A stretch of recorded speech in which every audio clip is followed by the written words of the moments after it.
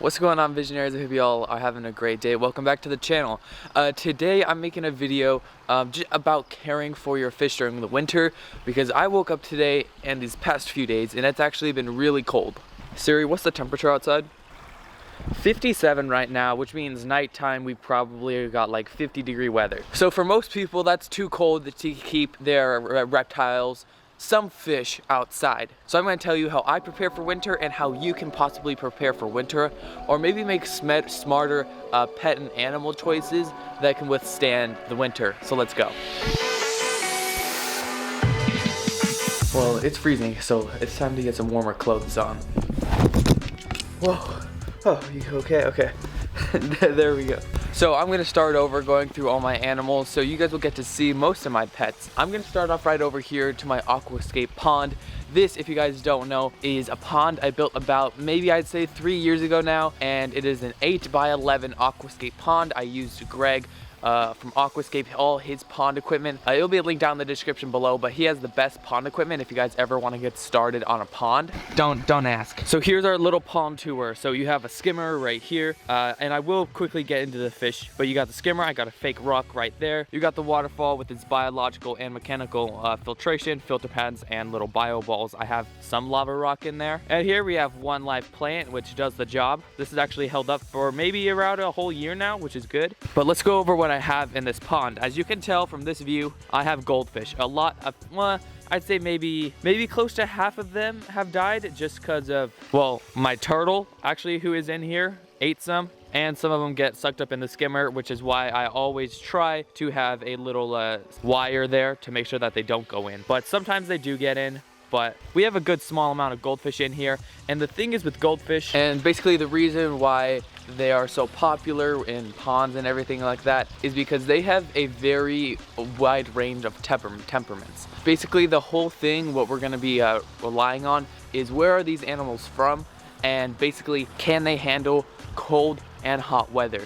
The thing is with goldfish, they can handle warm weather. So if you're in Florida, you can put your goldfish in your pond. And this also goes for koi. This is why koi is a great fish, because goldfish and koi can handle near to freezing temperatures. So that's why I have goldfish, because they can pretty much, sometimes people have said their ponds froze over and their goldfish still lived. Most of the times when it freezes over, you can get a big air stone to create more oxygen so your water won't freeze. Or you can buy actually a big pond heater, and that should work too. Basically, koi are basically huge versions of goldfish in a way. They start off about the same size as goldfish, but they can get to around 2 foot long. So that's it about goldfish. They have a wide temperature range where they can live in. As you can tell, the thing what happens when it gets colder is that they do not move that much. As you can see, they're pretty much all standing still, which is what's gonna happen with most of your koi and goldfish when it gets to the winter. But they'll still eat a little bit. But the thing is, I have a fish cave right down there, and I actually have a big, probably the biggest red eared slider I've ever seen, like a record size in my pond. Now with turtles, what you have to watch out for is, for one, when you buy a turtle, most of the time you buy them as either like a few inches long or babies. So the thing is with turtles, you have to make sure when you buy it that what do you have plans for it in the future? Do you have space in your house? Do you have a big enough tank to where you'll be able to keep it inside your house or garage for its entire life, to where eventually you're gonna need like a 100-gallon tank, depending on what type of turtle you have.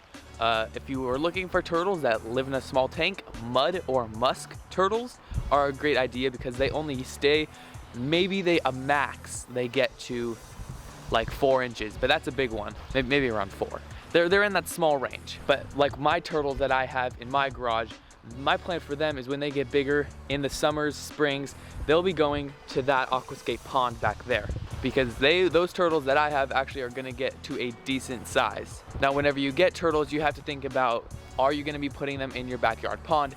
If it gets too cold, okay, this does not go for people in Florida, to where you can keep your turtles outside all year long. If you actually have colder temperatures, this is what you need to think about. What I do with my turtles is that I only have one adult right now, and she's gonna be brumating in the pond throughout the winter. Now that's basically hibernating, but for reptiles. So my turtle is actually gonna be in the bottom of my pond for maybe a few months until it gets a little warmer in the spring next year.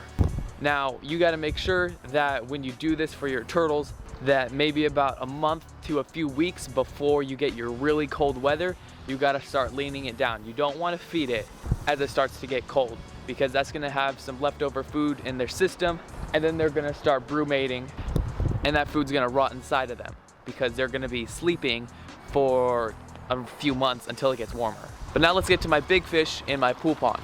But as you can tell, it is clear, but it's looking a little bit green, which means I go over here to my Aquascape ion gen system, and it's at a 6, so I'll turn it up to a 9, which means it should be getting rid of the rest of the algae that's in here pretty soon. Now this is if you have a bigger pond or like a pool pond with a predator fish outside. Now what I do for here is, yes, you could get a largemouth bass for your backyard pond because they're very cool, and I may end up getting one next season, as in maybe like March, and a catfish. But when you have bigger ponds and fish like that, I'm in California and I'm in the East Bay, which means I don't get Southern California weather to where, you know, you get cold weather, but it's kind of like South California is like South Florida, but for California, but it doesn't get as hot as Florida. Yeah. So I had to think, did I want to get, well, for one, I'm not allowed to have huge tanks and ponds inside my house, which is why I can't get things like an arowana or something like that for the pond. So it has to be like a native species. That's the best. If you're getting a pond, a big pond, a pool pond, the best idea I have for you is go online, look up your native fish that you have in your area, because you know then that they can handle the temperatures that you are in. So that's what I did. My options out here pretty much are a striped bass, largemouth bass, smallmouth bass, a catfish. I've tried a smallmouth bass before, I've tried a small largemouth, I've tried a small catfish. None of them really ate. This one I still have not seen eat, but I have given it food to where if it wants to eat, it can. So I chose a striped bass. Best idea is because you can leave it outside all year long. If you get a native fish from your area, it can handle your water and air temperaments, your temperatures. So then you don't have to worry, most likely, about it dying because it gets too warm or too hot. So that's my best idea. Look up native fish in your area, and that's the best kind to get. And what I do when it gets winter, really nothing. This is actually my first winter with that pool pond. I don't expect anything physical or weird to happen, but if it does, I'll let you know. So now we'll quickly go into my baby turtles, which are in my garage. Now that's one thing I don't see too many people doing, at least in my area or something. You can still keep your pets in your garage, you just have to take a few more precautions. So here are my baby turtles. Now as you can tell, I do need to raise the water level till it gets about maybe here. But they have their basking area here. The filter is actually inside of there, and it runs down through here. And I did put some biological media and stuff in here. Now here are my two babies. This is a yellow belly slider. Her name is Maddie. And this is a red belly cooter, and her name is Liv. You can see the red belly. She loves to eat, she's more shy. So with all of this, as long as you have a good setup, you're basically set for the winter. Now as you can tell, it's 50 degrees, David. Outside, what's your water temperature? Boom, 77.3. And that is because if you do keep your animals in your garage, the chances are you're gonna end up needing a heater. And in the summer, it actually got very hot to where I didn't need a heater because it's in the garage. Garages get hot, which is why I added that aerator. But basically, all you need is a heater because it could get too cold during the winter, especially because it's a garage. Again, could get very hot in the summer. Garages can get very cold. So that's really all you need to worry about. Make sure you have a heater and an aerator on hand. Now that's pretty much it. The rest, all I have is I have an adult bearded dragon inside of my bedroom. That one is just, you know, a reptile to where, you know, you have a heat bulb, heat lamp. If it gets too cold in your room, I would advise getting a ceramic bulb, which is a heat bulb, but it does not emit light, so where it just brings heat. So if it gets too cold in your room or in your garage where you have your reptile, I would advise getting one of those bulbs for the night and then having your light that emits light and heat, your basking bulb, have that one on during the day with your UVB. So that's it. I hope you guys learned something today. I literally know I talked this whole video, but I wanted to get a video out for you guys here on Wednesday. Now okay, big things are coming up. I don't know whether to post it on this Friday because I would like to record some more episodes, but my new show that is coming out every Friday of each week, because I post Monday, Wednesday, Friday. I have one episode recorded, but I kind of wanted to get a couple more in before I posted it, so where I would post it maybe next week after I record one or two more. But it is kind of a different content, but you will get to see some of your favorite influencers that you watch here on my channel, where I interview them.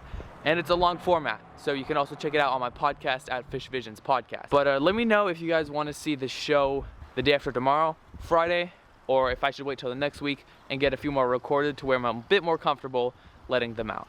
But I hope you all have an amazing day. The Bible verse of the day is popping up right here.